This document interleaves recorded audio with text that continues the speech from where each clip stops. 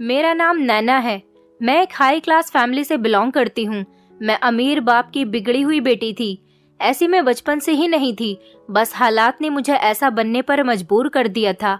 मैं कोई इतनी बिगड़ी हुई लड़की नहीं थी कि लड़कों के साथ अय्याशी करती या फिर कोई गलत काम करती थी। बस मैं अमीर परिवार की होते हुए भी तमीजदार नहीं थी। मेरे बिहेवियर में बदतमीजी झलकती थी। वैसे भी कहते हैं कि लोग जितने अमीर होते हैं उतने ही घमंडी होते हैं, क्योंकि उन्हें अपने पैसे पर घमंड होता है।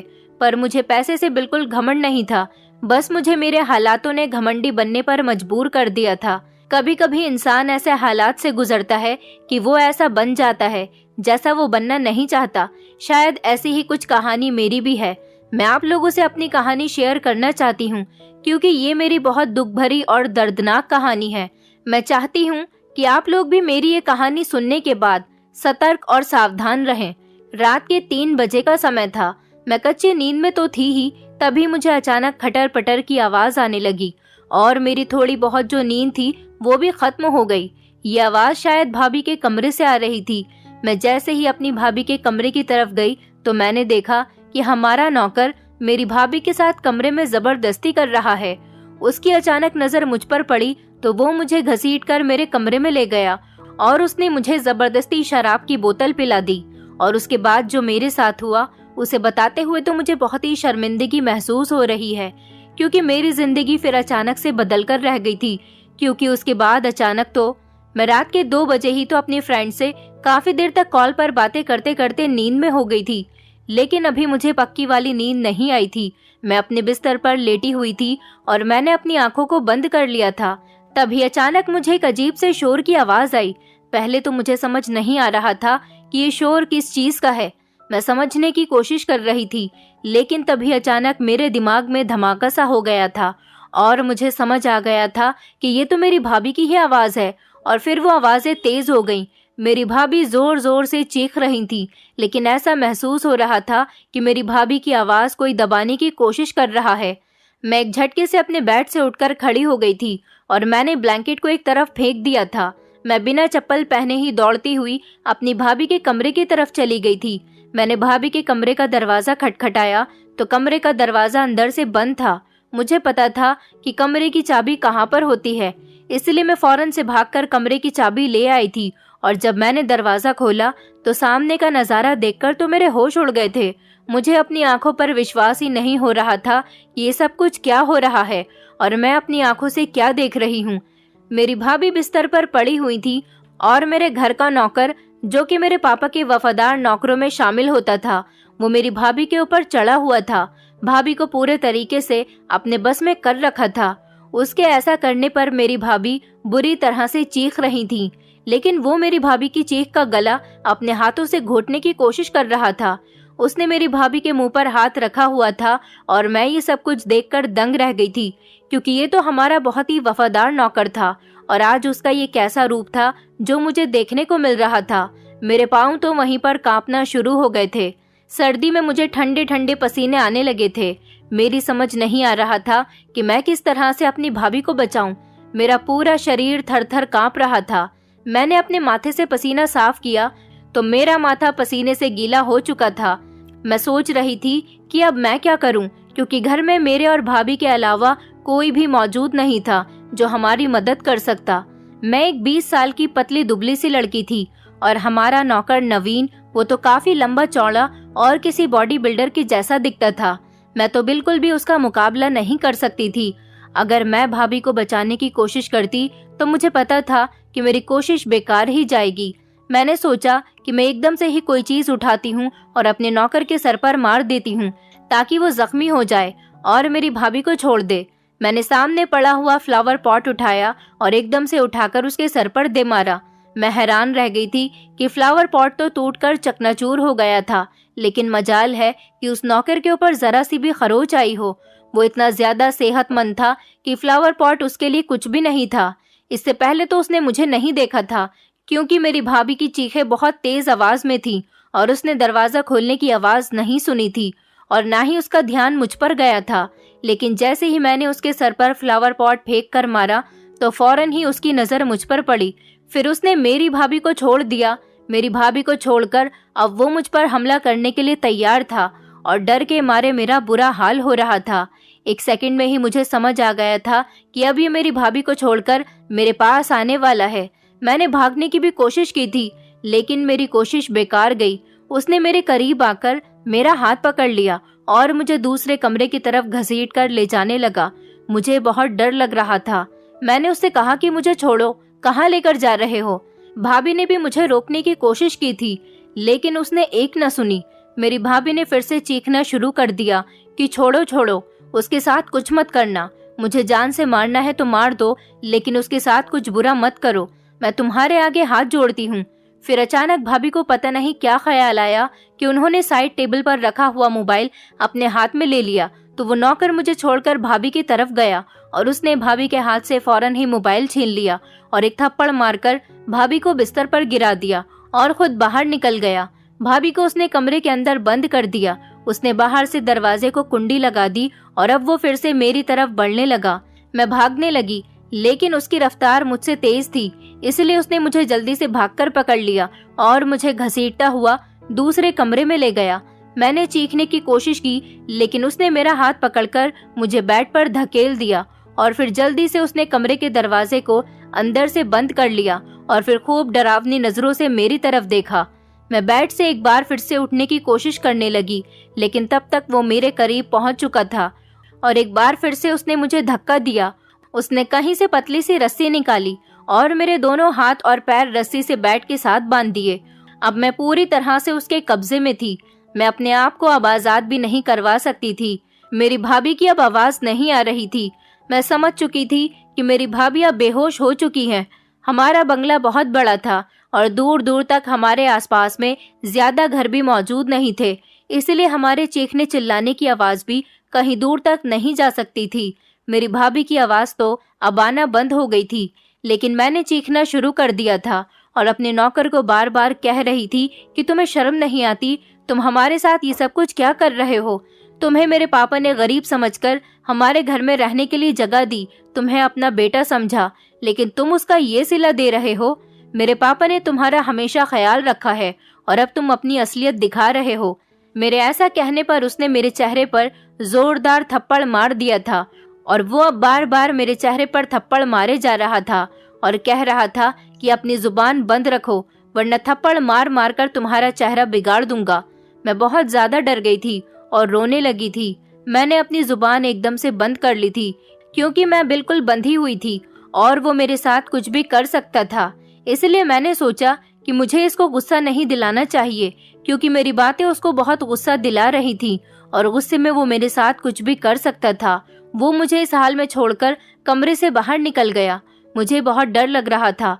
मैं सिसक सिसक कर रो रही थी। मुझे अपनी और भाभी की बेबसी पर बहुत तरस आ रहा था। मैं चाहती थी कि काश कोई हमारी मदद करने के लिए आ जाए और हमें इस नौकर के चंगुल से छुड़ा ले, लेकिन मुझे ये भी पता था कि हमारी मदद के लिए कोई नहीं आएगा, क्योंकि मेरे पापा और मेरे भैया दोनों ही स्विट्जरलैंड गए हुए थे। इस घर में हम दोनों अकेले थे और ये बात सिर्फ हमारा यही नौकर जानता था। इसके अलावा घर में और कोई नौकर भी मौजूद नहीं था। नवीन हमारे साथ क्या कर रहा है और वो हमारे साथ अब क्या करने वाला है, इस बारे में किसी को भी कुछ नहीं पता था। तो फिर कोई हमारी मदद के लिए कैसे आ सकता था? थोड़ी देर के बाद वो फिर से कमरे के अंदर आया तो उसे देखकर मेरे चेहरे की तो हवाइयां ही उड़ गई थी, क्योंकि अब वो खाली हाथ नहीं आया था। उसके हाथ में एक चीज थी जिसको देखकर ही मुझे घिन आ रही थी। उसके हाथ में एक शराब की बोतल थी और ये बोतल वो मेरे पापा के कमरे से ही लाया था, क्योंकि मेरे पापा ने अपने कमरे में एक छोटा सा बियर शोरूम बनाया हुआ था। मुझे अपने पापा का भी शराब पीना बिल्कुल पसंद नहीं था, लेकिन यहाँ पर जो भी अमीर हो जाता है और जिसके हाथ में भी थोड़े से पैसे आ जाते हैं, तो वो समझता है कि शराब पीना, याशी करना, गलत काम करना उसका हक है।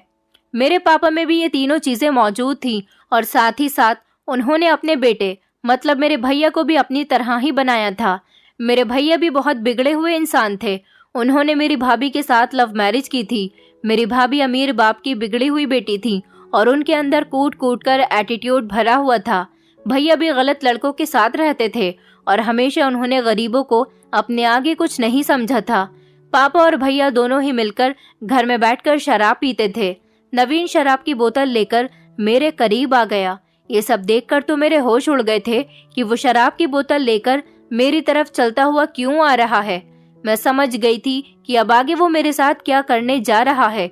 उसने शराब की बोतल का ढक्कन खोला और मेरे दोनों गालों पर अपने पंजे गाड़कर मेरा मुंह खोलने लगा। मैंने बहुत कोशिश की कि मैं अपना मुंह ना खोलूं, लेकिन जब उसने देखा कि मैं अपना मुंह नहीं खोल रही हूं, तो उसने मेरी नाक को दबा दिया। नाक बंद हो जाने की वजह से मेरी सांस का रास्ता बंद हो गया था। मुझे सांस नहीं आ रही थी और मैं घबराने लगी थी, क्योंकि मैंने अपना मुंह बंद किया हुआ था। इसीलिए मेरा दम अंदर ही अंदर घुटने लगा था। मेरी नाक को तो उसने बंद किया हुआ था और मैं मुंह खोलना नहीं चाहती थी। फिर मजबूरन मुझे अपना सांस लेने के लिए अपने मुंह को खोलना पड़ गया और उसने फौरन मेरा मुंह खोलते ही शराब की बोतल मेरे मुंह में लगा दी और शराब मेरे मुंह में डालने लगा। अब वो जबरदस्ती मेरा मुंह खोलकर शराब मुझे पिलाना चाह रहा था, मगर मैं ना चाहते हुए भी उसे पी रही थी, क्योंकि मैं बहुत बुरी तरह से फंस गई थी। अगर मैं मुंह नहीं खोलती तो वो शराब अंदर डाल देता, और ऐसा करते करते ही उसने शराब की आधी बोतल मुझे पिला दी थी। फिर थोड़ी ही देर में मुझे एहसास हुआ कि मुझ पर नशा सवार होने लगा है। मुझे कमरे की छत घूमती हुई नजर आ रही थी, बल्कि ऐसा लग रहा था कि पूरा घर ही गोल गोल घूम रहा है। मैं पूरी तरह से नशे में धुत हो गई थी। मैं उसे देख रही थी और वो मुझे शातिर सी मुस्कुराहट लेकर देख रहा था, लेकिन मुझ पर तो बेहोशी सवार होने लगी थी और उसका चेहरा मेरी आंखों के सामने धुंधलाने लगा था। मैंने आधे नशे की हालत में महसूस किया था कि अब मुझ पर बहुत बड़ी मुसीबत आने वाली है। वो मेरे करीब आकर बैठ गया और धीरे धीरे वो मेरे कपड़े मेरे शरीर से अलग करने लगा। मैंने बेबसी से आंखें बंद कर ली और मैं पूरी तरह से बेहोश हो चुकी थी। उसके बाद मुझे कुछ पता ही नहीं चला कि नवीन ने मेरे साथ क्या किया। हालांकि ये तो मैं अच्छी तरह से जान गई थी कि ये इंसान मेरी इज्जत को खराब करने वाला है। बेहोश होने के बाद तो मुझे कुछ भी पता नहीं चला। नवीन हमारा बहुत पुराना नौकर था और मैं बचपन से ही नवीन को देखती हुई आ रही थी। वो बचपन से ही काफी हेल्दी और मोटा ताजा था। जब वो इस घर में आया था तो उसकी उम्र 10 साल थी और उस वक्त मेरी उम्र 8 साल थी। मुझे आज भी उसका वो पहला दिन याद है जब मैंने उसे पहली बार देखा था। वो मेरे पापा को कहीं पर गंभीर हालत में मिला था। मेरे पापा को उस पर तरस आ गया, इसलिए वो उठाकर उसे हमारे घर ले आए थे और उन्होंने फैसला किया था कि वो अब हमारे घर पर हमारा नौकर बनकर रहेगा। वो मेरे पापा के हर काम में हाथ बटाता था और साथ ही साथ उसकी मेरे भैया से भी अच्छी और गहरी दोस्ती हो गई थी। वो जैसे जैसे बड़ा हो रहा था, उसने देखते ही देखते हमारे घर की सारी जिम्मेदारी को संभाल लिया था। मेरे पापा और मेरे भैया को नवीन पर बहुत ज्यादा भरोसा था। मुझे भी शुरू से ही यही लगता था कि वो भरोसे के काबिल था। मेरे पापा और मेरे भैया का बिहेवियर तो उसके साथ बहुत अच्छा था, लेकिन जब से मेरी भाभी शादी करके हमारे घर में आई थी, तभी से ही उनका बिहेवियर उसके साथ बिल्कुल भी अच्छा नहीं था। मेरी भाभी एक बहुत बड़े बिजनेसमैन की इकलौती बेटी थी, जिनकी मेरे भैया के साथ लव मैरिज के तौर पर शादी हुई थी। जब उनकी शादी मेरे भैया से हुई, हम लोग बहुत खुश थे, क्योंकि वो देखने में बहुत खूबसूरत थी। मेरे भैया तो बिगड़े हुए थे। उन्होंने कभी ऑफिस की जिम्मेदारियों को नहीं समझा था, सिर्फ अपने पिता के पैसे पर ही ऐश किया था। मेरे पापा के पास बहुत सारा पैसा और प्रॉपर्टी थी कि अगर भैया उनके काम में हाथ ना भी बटाते तो फिर भी उनके पास पैसे की कोई कमी नहीं थी। मेरी माँ तो हम दोनों भाई बहन छोटे थे तभी हमें छोड़कर इस दुनिया से चली गई थी। फिर मेरे पापा अकेले हो गए थे जब उन्होंने गलत कामों में पड़ना शुरू कर दिया। वो शराब पीने लगे और स्मोकिंग भी करने लगे थे। उन्होंने अपने बच्चों पर ध्यान देना छोड़ दिया। उनका काम सिर्फ इतना था कि उन्हें पैसा कमाना था। उन्होंने कभी भी हम दोनों भाई बहन को एक पिता के जैसा प्यार नहीं दिया। यही वजह थी कि भैया भी गलत संगतों में पड़ गए थे और उन्हें रोकने टोकने वाला कोई भी नहीं था।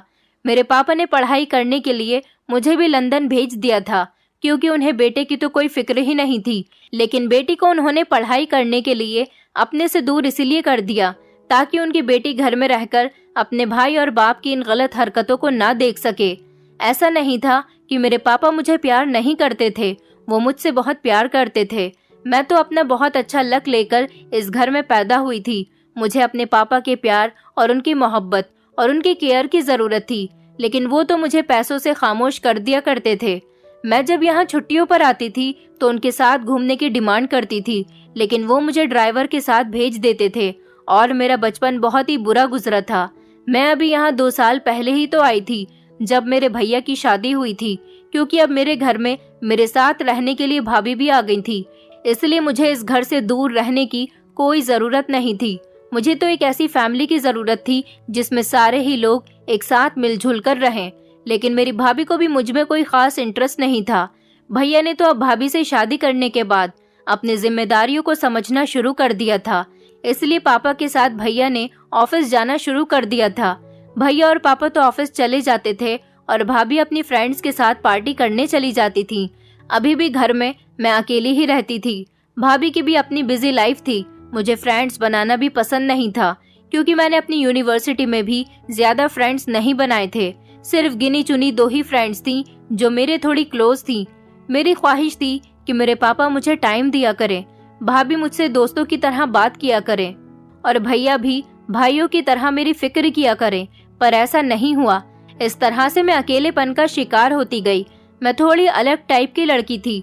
मुझे जो भी दोस्त मिलता था वो अपने पैसे को एंजॉय करता था, लेकिन मैं ऐसी नहीं थी। मुझे पैसा बिल्कुल भी अट्रैक्ट नहीं करता था। मुझे कोई इंटरेस्ट नहीं था। मैं तो छोटे छोटे घर देखकर खुश हुआ करती थी। इसलिए मैं गांव की लाइफ को आइडियल समझती थी, क्योंकि गांव के लोग एक साथ मिलजुल कर और प्रेम से रहते हैं। जब मैं YouTube पर किसी गांव का व्लॉग देखती तो ये सोचती कि ये लाइफ बहुत मस्त होगी, क्योंकि गांव के लोग एक दूसरे की फिक्र करते हैं और मिलजुल कर रहते हैं। मुझे तो ऐसी ही जिंदगी की चाहत थी, पर शायद ऐसी लाइफ मेरे नसीब में नहीं थी। फिर धीरे धीरे मैंने इसी जिंदगी को एक्सेप्ट कर लिया और मैं इसी रंग में ढलती चली गई। मेरी फैमिली का जो माहौल था, मैंने भी अपने आप को इसी माहौल में ढाल दिया था और अब मैं भी उसी चीज का हिस्सा बन गई। मैंने भी नौकरों पर चीखना चिल्लाना शुरू कर दिया। जिस तरह भाभी को मैंने नौकरों के साथ बिहेव करते हुए देखा था, और खासकर नवीन तो भाभी का सबसे पहला टारगेट होता था। वो सबसे ज्यादा इंसल्ट नवीन की ही करती थी और वो सर झुकाकर खामोशी से भाभी की सारी बेइज्जती सहता रहता था। और भाभी भी धीरे धीरे नवीन की इंसल्ट करती गई। पता नहीं कैसा सुकून मिलता था मुझे और मेरी भाभी को उसकी इंसल्ट करते हुए। लगभग 5 साल तक नवीन हम दोनों नंद भाभी की इंसल्ट को सहता रहा। और फिर कुछ दिनों के बाद मेरे पापा ने अपना बिजनेस स्विट्जरलैंड में सेट करने का इरादा कर लिया। उन्होंने कहा कि वो खुद अपना बिजनेस बाहर शिफ्ट करेंगे और इसके कुछ दिनों बाद हमें भी वहां पर बुला लेंगे। कुछ दिन तो पापा स्विट्जरलैंड में अपना बिजनेस अकेले ही सेट करते रहे, लेकिन कुछ दिनों के बाद उन्होंने भैया को भी अपने पास बुला लिया और फिर फैसला किया कि कुछ ही दिनों बाद हम लोग भी स्विट्जरलैंड चले जाएंगे।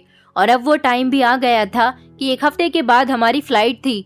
भाभी और मुझे भी स्विट्जरलैंड में ही शिफ्ट होना था और वापस पलटकर नहीं आना था।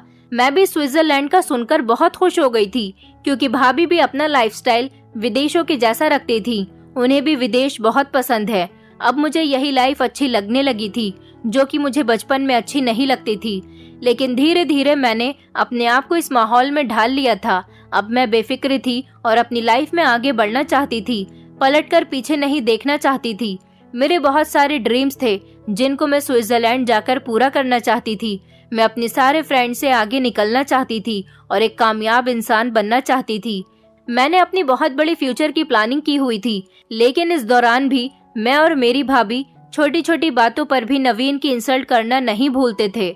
हमारे जाने में अब 1 हफ्ता ही बाकी रह गया था और इस 1 हफ्ते में तो जैसे हम सारी जिंदगी की कसर निकाल रहे थे। किसी भी बात पर उसकी बेइज्जती करने का मौका बिल्कुल भी नहीं छोड़ते थे। मैं बहुत ज्यादा घमंडी हो गई थी और मेरे अंदर जितना भी गुस्सा था मैं सब वो नवीन पर निकाल दिया करती थी। और मेरी भाभी तो शुरू से ही ऐसी थी, क्योंकि वो अपने मायके से ही ऐसे ही नौकरों की इंसल्ट करती हुई आई थी। वो गरीबों को अपने आगे कुछ नहीं समझती थी, लेकिन मुझे समझ नहीं आती थी कि भाभी बाकी नौकरों को तो इतना नहीं डांटती थी, लेकिन नवीन के साथ कुछ ज्यादा ही गलत बिहेव करती थी। लेकिन फिर मुझे धीरे धीरे समझ आ गया था कि वो आखिर ऐसा क्यों करती हैं, क्योंकि भाभी को लगता था कि नवीन उनके पति को उनकी पल पल की खबर देता है।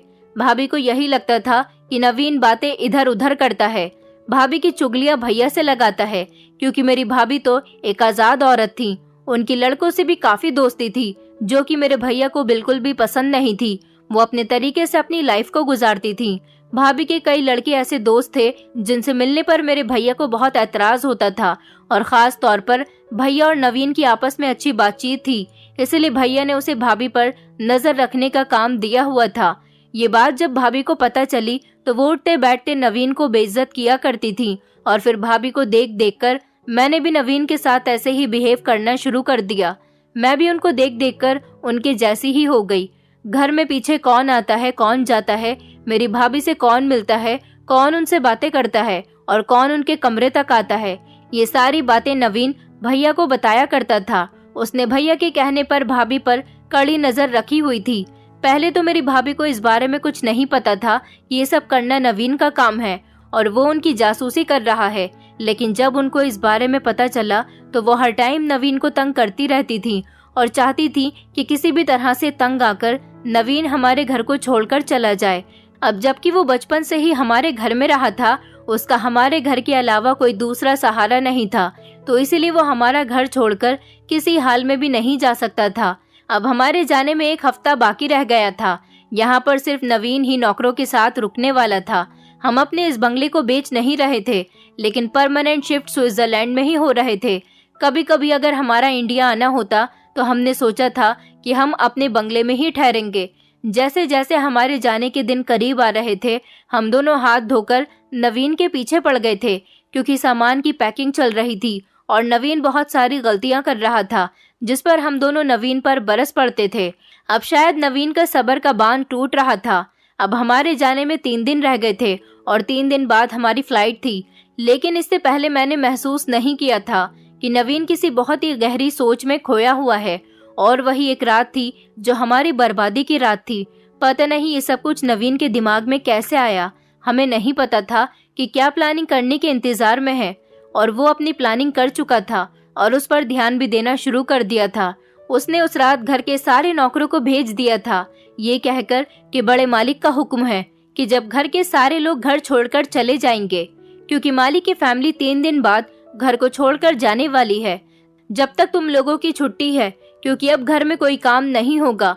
इस घर में सिर्फ साफ सफाई का ही काम होगा, जो कि हफ्ते में सिर्फ 1 बार ही हुआ करेगी।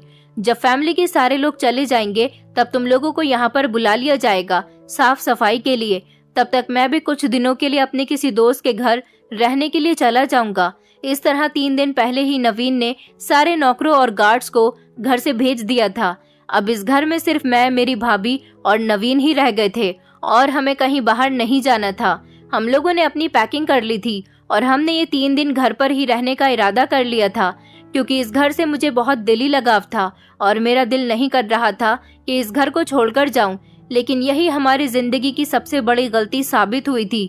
नवीन ने बहुत चालाकी के साथ अपनी पूरी प्लानिंग कर रखी थी। ऐसा उसने हम दोनों से बदला लेने के लिए किया था। इतने सालों का बदला वो आज रात हमसे लेने वाला था।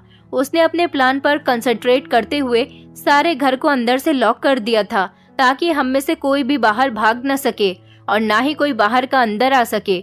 उसने हमारे घर के लैंडलाइन कनेक्शन के तार भी काट दिए थे कि कोई फोन ना कर सके। हालांकि हम लोगों के पास अपने पर्सनल मोबाइल भी थे, लेकिन फिर भी हमारे घर में ये फोन मौजूद था। हमारे सो जाने के बाद नींद में ही शायद नवीन ने मेरी भाभी पर हमला कर दिया था। तभी तो मुझे भाभी की चीखों की आवाज सुनाई दे रही थी। वो हम दोनों की इज्जत को आज खराब करने पर तुला हुआ था, और वो इतने सालों के बदले आज हमसे लेने वाला था। और वो शायद हम दोनों को मार देने का भी इरादा रखता था कि वो हमें जान से मार देगा। लेकिन जान से मारने से पहले वो हमारी इज्जत को अच्छे तरीके से खराब करके हमारी इंसल्ट करना चाहता था। जिस तरह से हमने उसकी की थी, वो हमें हमारे किए की सजा देना चाहता था। वो हमें जिंदा रखकर हमें परेशानी पहुंचाना चाहता था, ताकि हमें एहसास हो कि हमने उसके साथ बहुत बुरा किया। वो मेरी भाभी को भी इस वाले कमरे में लेकर आ गया था जहां पर मैं बंधी हुई थी। उसने भाभी को भी कुर्सी पर बिठाकर उनके हाथ पैर बांध दिए थे। वो मेरी भाभी को जोर जोर से थप्पड़ मार रहा था और उन पर बहुत अत्याचार कर रहा था। वो भाभी के बाल खींच खींच कर उन्हें मार रहा था। भाभी कुछ नहीं कर सकती थी, क्योंकि उनके दोनों हाथ पैर बंधे हुए थे और पीट पीट कर उनकी हालत खराब हो गई थी। वो बिल्कुल लाचार हो गई थी। वो बहुत बुरे तरीके से भाभी को मार रहा था। मैं थोड़े थोड़े होश में थी।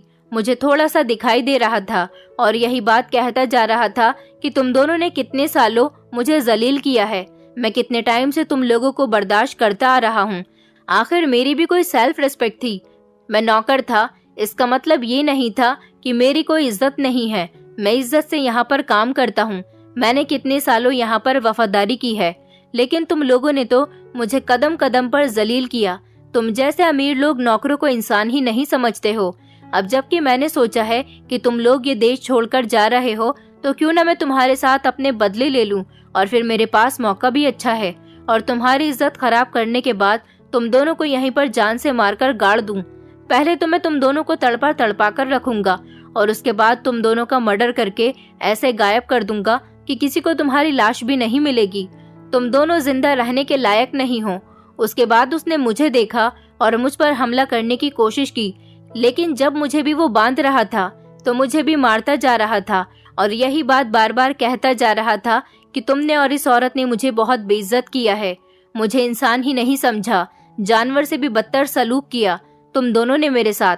दूसरे नौकरों में इतनी हिम्मत है कि खामोशी से तुम दोनों का ये बिहेवियर बर्दाश्त कर सकें, लेकिन मेरी हिम्मत अब जवाब दे गई और मेरे अंदर इतनी हिम्मत नहीं कि मैं तुम्हारी उल्टी सीधी बातें सुन सकूं। मैं नहीं चाहता कि तुम जैसे लोग बाहर जाकर अय्याशी की जिंदगी गुजारें।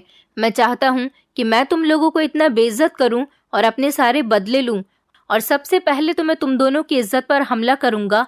उसके बाद तुम दोनों को अच्छे तरीके से इस्तेमाल करने के बाद तुम दोनों को जान से मार दूंगा, और इसके लिए चाहे मुझे फांसी ही क्यों न चढ़ने पड़े। मैं फांसी चढ़ने के लिए भी तैयार हूँ, लेकिन जो कुछ भी इतने सालों में मेरे अंदर जमा हो चुका है उसको निकालना बहुत जरूरी है। मैं बेहोश हो चुकी थी और जब मेरी आंख खुली तो मैं अस्पताल में थी और ये देखकर हैरान थी कि मैं आजाद कैसे हो गई। मुझे तो लगा था कि मेरी कभी दोबारा आंख ही नहीं खुलेगी। उसने मेरी भाभी का मोबाइल छीन लिया था और भाभी को कमरे में बंद कर दिया था, लेकिन भाभी का लैपटॉप, इसके बारे में तो उसे पता ही नहीं था, वो वहीं पर ही पड़ा हुआ था। मेरी भाभी ने न जाने किस हालत में लैपटॉप ऑन किया और मेरी भाभी बेहोश नहीं हुई थी। वो प्लानिंग कर रही थी कि किस तरह से नवीन से बचा जाए, और तभी उन्होंने लैपटॉप ऑन करके फेसबुक पर पोस्ट भेज दिया था कि हम पर हमला हो चुका है, प्लीज कोई हमारी मदद के लिए आ जाए। और फिर फेसबुक पर पोस्ट कुछ सेकंड में ही बहुत सारे लोगों के पास पहुंच गई थी और वही लोग पुलिस को लेकर यहाँ पर आ गए थे और मेरे बेहोश होने से पहले पुलिस यहाँ पर पहुंच चुकी थी। भगवान का शुक्र था कि हम दोनों सही सलामत बच गए थे, क्योंकि मौके पर ही हमें बचा लिया गया था, वरना नवीन ने तो पूरा इरादा कर लिया था कि वो हमें मारकर हमारा नामो निशान खत्म करने वाला था। जब मेरी तबीयत कुछ बेहतर हुई और मैं अस्पताल से घर वापस आई तो मेरी दिमागी हालत बहुत अजीब सी हो रही थी, और ये खबर सुनकर भैया और पापा भी स्विट्जरलैंड से वापस आ गए थे। मेरे पापा मुझे देखकर रोने लगे थे और कहने लगे कि मेरी प्यारी बेटी को भगवान ने बचा लिया है। मैं तो इतने सालों से एक आस्तीन के सांप को पालकर बैठा हुआ था। मैंने उस घटिया इंसान पर आंख बंद करके भरोसा कर लिया था। मैं उस पर अंधविश्वास करता था, लेकिन मुझे नहीं पता था कि एक दिन ऐसा भी करेगा, मेरे भरोसे को चकनाचूर कर देगा। भगवान का शुक्र है कि मेरी बेटी और बहू की जान बच गई। भगवान ने तुम दोनों की इज्जत भी बचा ली। वो तो अच्छा है कि मौके पर पुलिस ने आकर नवीन को अरेस्ट कर लिया, वरना वो न जाने तुम लोगों के साथ क्या क्या करता। शायद ये जिंदगी में पहली बार था कि मैं अपने पापा की आंखों में आंसू देख रही थी और उनके मुंह से ऐसे शब्द सुन रही थी। मैंने अपने होश में पहली बार उनको अपनी जुबान से भगवान का नाम लेते हुए सुना था, और भैया और पापा भगवान का धन्यवाद कर रहे थे, क्योंकि भैया और पापा दोनों को ही पैसे का इतना घमंड था कि उन्होंने कभी ये सोचा भी नहीं था कि उनको ये सब कुछ देने वाला भी तो भगवान ही है।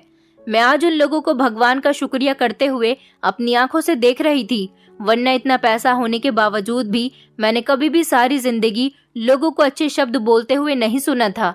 ये पहला मौका था जब मैंने इन लोगों को इतना भगवान के आगे गिड़गिड़ाते हुए देखा था। आज तो भाभी का बिहेवियर भी बहुत बदला हुआ था। वो बड़ी तरसती हुई नजरों से मुझे देख रही थी। कंडीशन तो उनकी भी ठीक नहीं थी, लेकिन इस हादसे से उनका भी बिहेवियर नरम पड़ गया था। मेरे दिल को सुकून मिल गया था। मैंने सोचा मुझे भी भगवान का शुक्रिया अदा करना चाहिए, क्योंकि वो रात हमारी जिंदगी की ऐसी रात थी जिसने मेरी जिंदगी को पूरे तरीके से बदल कर रख दिया था।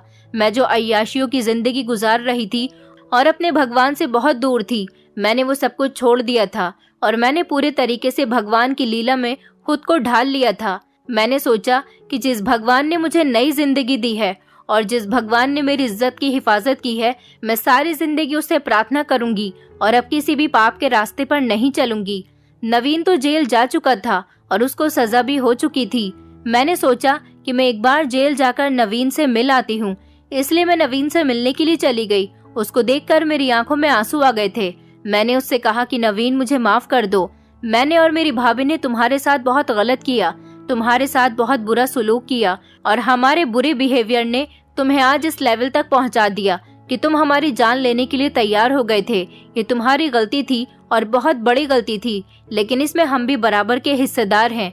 हमने तुम्हें इस हाल में पहुंचा दिया कि तुम्हारी दिमागी हालत पर इतना असर पहुंचा कि तुमने हमसे बदला लेने के लिए इतनी बड़ी प्लानिंग कर ली। अगर हम तुम्हारे साथ अच्छे चलते, तुम्हारा ख्याल रखते, तुम्हारी इज्जत करते, तो शायद तुम कभी हमारे साथ ऐसा नहीं करते। वक्त ने तुम्हें ऐसा बना दिया और हमारी हरकतों की वजह से तुम ऐसे बन गए। कई सालों तक तुमने हमें बर्दाश्त किया, लेकिन आखिर में तुम्हारे सब्र का बांध टूट गया और हम तुम्हारे जुर्म में बराबर के हिस्सेदार हैं। हमारे बिहेवियर ने तुम्हें मुजरिम बनने पर मजबूर कर दिया और यही सच है। हमारे बुरे बिहेवियर ही लोगों को इस हाल तक पहुंचाते हैं। जो एक मुजरिम करता ही है, लेकिन उसके जुर्म के पीछे एक बहुत बड़ी कहानी छुपी हुई होती है, एक बहुत बड़ी मजबूरी होती है और एक बहुत बड़ी वजह होती है, जिसको सुनने के लिए कोई भी तैयार नहीं होता। बस अपना फैसला सुना देता है कि जुर्म करने वाला मुजरिम है तो मुजरिम है। ये नहीं देखता कि जुर्म करने वाला इंसान किस वजह से मुजरिम बना, आखिर उसने ये सब कुछ क्यों किया। मुजरिम बनने पर उसे हम जैसे ही लोग मजबूर कर देते हैं। नवीन खामोशी से मेरी बातें सुनता रहा था। उसकी आंखों में आंसू थे, क्योंकि हर इंसान की अपनी एक इज्जत होती है। इंसान अपनी खोई हुई हर चीज को बर्दाश्त कर सकता है, लेकिन अपनी इज्जत को कभी नहीं खो सकता। उसके जाने से उसे कभी बर्दाश्त नहीं होती कि वो सर उठाकर दुनिया के लोगों के सामने चल सके।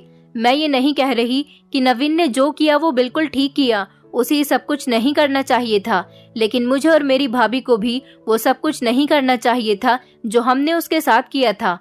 हमें हमेशा दूसरों के साथ अच्छा सलूक करना चाहिए। दौलत के घमंड में कभी भी इतना अंधा नहीं होना चाहिए कि हम अपने सामने वाले इंसान को अपने आगे कुछ न समझें। गरीब इंसान चाहे कितना ही गरीब होता है, लेकिन उसके लिए उसकी इज्जत सबसे कीमती चीज होती है। हम अमीर लोग तो बेइज्जत होने पर पैसे से उससे बदला ले लेते हैं, लेकिन गरीब इंसान बर्दाश्त करता है, पर जब उसकी बर्दाश्त की हद पार हो जाती है तब वो मुजरिम बनने पर मजबूर हो जाता है। और ऐसे ही कई सारे मुजरिम इस दुनिया में हैं जिनकी एक अलग ही कहानी है, जिनकी अपनी एक अलग वजह है, पर हम लोगों ने उन्हें सिर्फ मुजरिम का नाम दिया हुआ है। इसलिए मैं आप लोगों से रिक्वेस्ट करती हूँ कि किसी को भी मुजरिम बनने पर मजबूर न करें। कोई नहीं चाहता कि वो जानबूझकर मुजरिम बने, कोई नहीं चाहता कि वो सजा काटे। हर मुजरिम के पीछे हम जैसे किसी ऐसे ही इंसान का हाथ होता है जो उसे ऐसा करने पर मजबूर बना देता है। लोगों के साथ अच्छा व्यवहार रखें ताकि लोग आपके मरने के बाद भी आपको याद रखें और हमेशा आपकी तारीफ करें। ऐसा नहीं हो कि वो कभी वक्त आने पर आपकी जान लेने पर तुल जाएं। हम लोग तो वहाँ से स्विट्जरलैंड आ गए, लेकिन नवीन अभी भी जेल की सलाखों के पीछे है। मेरे पापा ने अपने पैसों से उसे उम्र कैद की सजा दिलवा दी थी, पर मैंने अपने पापा से रिक्वेस्ट करके उसकी सजा को कम करवा दिया। उसको 12 साल की सजा हुई है। मैं भगवान से प्रार्थना करती हूँ कि वो अपनी जिंदगी में सुधर जाए और जब जेल से वापस आए तो अपनी जिंदगी की नई शुरुआत करे और भगवान उसका सामना दोबारा से हम जैसे लोगों से ना करवाए। दोस्तों, उम्मीद करती हूँ आपको हमारी कहानी पसंद आई होगी। कहानी पसंद आई है तो वीडियो को लाइक करें, चैनल पर नए हैं तो चैनल को सब्सक्राइब करें और हाँ, नोटिफिकेशन बेल को जरूर दबाएं ताकि अगली अपडेट सबसे पहले आपको मिले।